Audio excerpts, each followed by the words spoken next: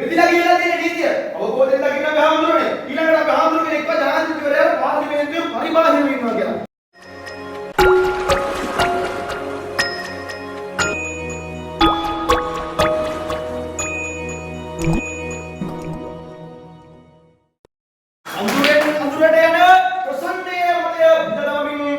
ආලෝකයට ඇදලා ගන්නට අතන්නංගරු වික්ෂ භාවයෙන් අවසරය හාමුදුරු කිව්වා ඒකාධිපති පාලනයක් කියලා. ඔය හාමුදුරනේ ඒකාධිපති පාලනයක් වෙන්නේ මේක ව්‍යවස්ථාදායකය විධායකය අධිකරණය බෙදලා කියලා තියෙන නීතිය අවබෝධයෙන් දකින්න අපි හාමුදුරනේ. ඊළඟට අපි හාමුදුරු කෙනෙක්ව ජනාධිපතිවරයා පාර්ලිමේන්තුවේ පරිබාහිරව ඉන්නවා කියලා. මෙන්න දිනවා ව්‍යවස්ථාව.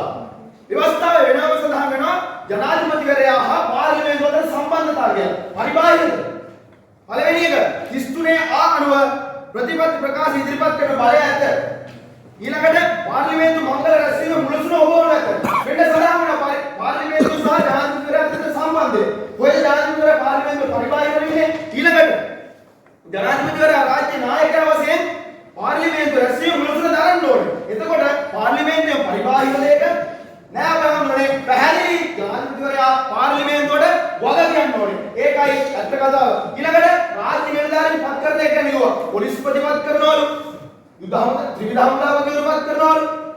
විවිධ රාජ්‍ය නායකයෝ පත් කරනවලු. විවිධ පත් දෙනවලු. අපි සහෝදර හාමුදුරුවෝ කිව්වා විවස්ථාදායක සභාව. පක්ෂ විපක්ෂ නායකයන් එකතු වෙලා නියෝජ්‍ය කතානායකගේ සභාපතිත්වය දාලා එතෙන්දී තමයි ජනාධිපතිවරයා නම් තුනක් යෝජනා කරනවා. යෝජනා කරන නම් තුනේ පත්වන බහුතර වර්ග පූර්ණයෙන් බලලා එතෙන්දී පත්වන කෙනාට ජනාධිපතිවරයා පත්වීම් ලිපිය දෙන්නේ. පත්වීම් ලිපිය දෙන්නේ. අවබෝධයෙන් දකින්න බෑහඳුරනේ. ඊළඟට බෝම්බ ගහවුවා. ත්‍රස්තවාදී සහ විධායක අතර සම්බන්ධය මොකක්ද? අහිංසක කෙනෙක්. ඊළඟට ප්‍රජාතන්ත්‍රවාදී විරෝධී කිව්වා. කැබිනට් ආණ්ඩු ක්‍රමයේ විධායකපත් කරන්නේ පාර්ලිමේන්තුවේ තුනෙන් දෙකේ බලය. පාර්ලිමේන්තුවේ බහුතර කෙනෙක්ට බලලා. එතකොට විධායකයෙක්පත් වෙන්නේ මහජන මතයෙන්. ප්‍රජාතන්ත්‍රවාදී නැද්ද? කොහොමද ප්‍රජාතන්ත්‍රවාදී නැහැ කියන පහසුව. පැහැදිලි මහජන මතයෙන් ඉදිරිපත් වෙන කෙනෙක් තමයි විධායකයෙක් වෙන්නේ. විධායකයෙක් කියන්නේ මහජන මතයෙන් වෙන්නේ. එතකොට පැහැදිලි ප්‍රජාතන්ත්‍රවාදී ශ්‍රී ලංකාව. ඊළඟට අපි හමුදුරේ කිව්වා ජනාධිපතිවරයාට ධනාධිපතිවරයා අධිකරණයට දෙන්න බැරි කියලා. මෙන්න සඳහන් වෙනවා ජනාධිපති ධූරය කරන තැනැත්තා හෝ තැනැත්තියට එරෙහිව කිසිදු ආකාරයක සිවිල් හෝ අපරාධ නඩු පැවරිය නොහැකි බවට ඔහු ප්‍රතිපාදන සහ මුක්තිය ඉවත් කරමින් ජනාධිපතිවරයාට එරෙහිව නීතිපතිවරයා වගඋත්තර කරමින් මූලික අයිතිවාසිකම් අදවීමේ නඩු පැවරීමේ හැකියාව 19 වෙනි ව්‍යවස්ථාවේදී සංශෝධනය කරලා තියෙනවා. එතකොට ජනාධිපතිවරයා අධිකරණයට අරගෙන එන්න පුළුවන්. ඊළඟට අපේ හමුදුරේ කිව්වා අත්නෝමතිකව බලය පාවිච්චි කරනවලු උම්මත්තකේ වගේ හැසිරෙනවා. උම්මත්තකේ වගේ හැසිරෙනවා නම් මෙන්න 70 වෙනි ව්‍යවස්ථාවට අනුව ජනවල නිලකාලය තුළ ඉවත් කළ හැකි එකම ක්‍රමවේදය වන්නේ දෝෂාභියෝගයක් පමණයි. හොරන්සනවයි කියන විදිහට උම්මත්තකේ නම් මේක සඳහන් වෙනකොට අවසාන කවුරු පස්වෙනි එක සඳහන් වෙනවා නිලයේ කටයුතු කළ නොහැකි ආකාරයෙන් මානසික හෝ ශාරීරික විකෘතිභාවයකින් යුක්ත පුද්ගලයෙක් නම් විධායකය යාට එරෙහිව දෝෂාභියෝගයක් ගෙනල්ලා යාව විනය පහ කරන්න පුළුවන්. බැරි නෑ ගාමුනේ. ඊළඟට පොදු සමාවක් ගැන කිව්වා. පොදු සමාවක් ගැන කියනකොට කියන්න තියෙන්නේ වරද කරනවට සමාව දීමේ ක්‍රියාවලිය ලැබෙන්නේ කෙසේ? මෙන්න සඳහන් වෙනවා.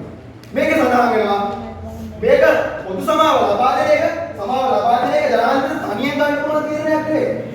ජනාධිපති විධායකයට තනියෙන් ගන්න පුළුවන් තීරණයක් නෙවෙයි. තනියෙන් ගන්න පුළුවන් එකක් නෙවෙයි. ඒක සඳහන් වෙනවා වරදකරට සමාව දීමට පෙර එම පුද්ගලයා වරදකර කරන ලබූ විනිසුරුවන්ගේ වාර්තාව කැඳවිය යුතුයි. අහගන්න බෑ. කැඳවිය යුතුයි. පසුව එම වාර්තාව නීතිපතිවරයා වෙත යොමු කළ යුතුයි.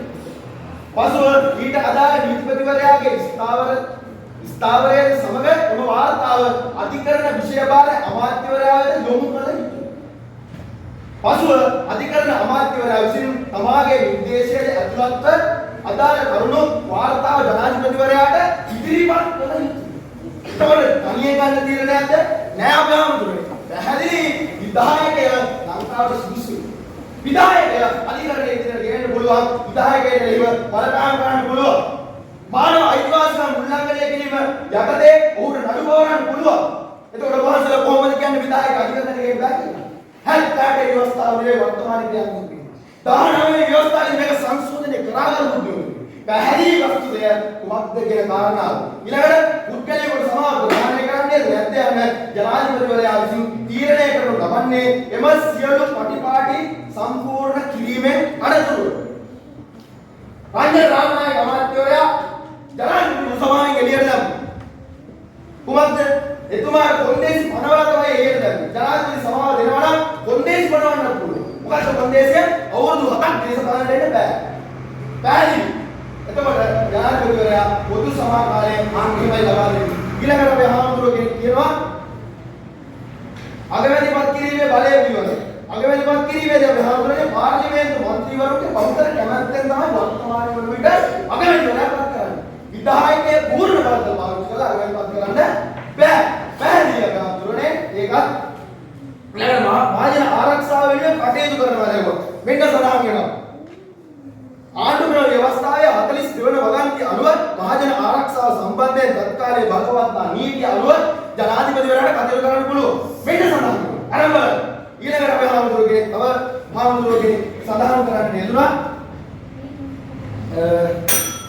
මුදල් අමාත්‍ය ධූරය පිළිබඳ. මුදල් අමාත්‍ය ධූරය පිළිබඳ අමාත්‍යවරු පත් කරන්නේ කවුද? පත් කරන්නේ මහජන විචාරකයන්. මහජනතාව තමයි අමාත්‍යවරු පත් කරන්නේ. ඒකේ මුදල් අමාත්‍ය ධූරය දෙන්නේ අර ව්‍යවස්ථාදායක සභාවලු. නැත්නම් ජනාධිපතිවරයා මට මෙයා දාන්න ඕන මුදල් ඒව දාන්න බෑ හමුදුනේ. මේ 70 නෙවෙයි. වර්තමානයේ බලපෑම් වෙන ව්‍යවස්ථාව. පැහැදිලි කර බුද්ධිමතුනේ වඩාත් යෝග්‍ය වන්නේ විධායක ජනාධිපති ධූරය කියන කාරණාව ඔබට අපිට පැහැදිලි වෙනවා.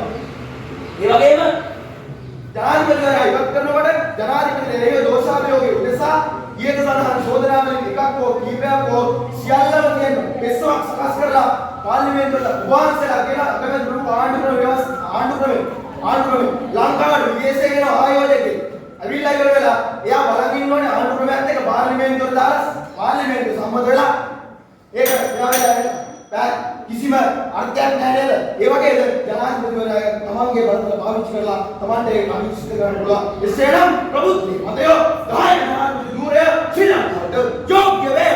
ප්‍රස්තුත සභාවේ විස්තර කරමින් මන්නිහාර වෙනවා.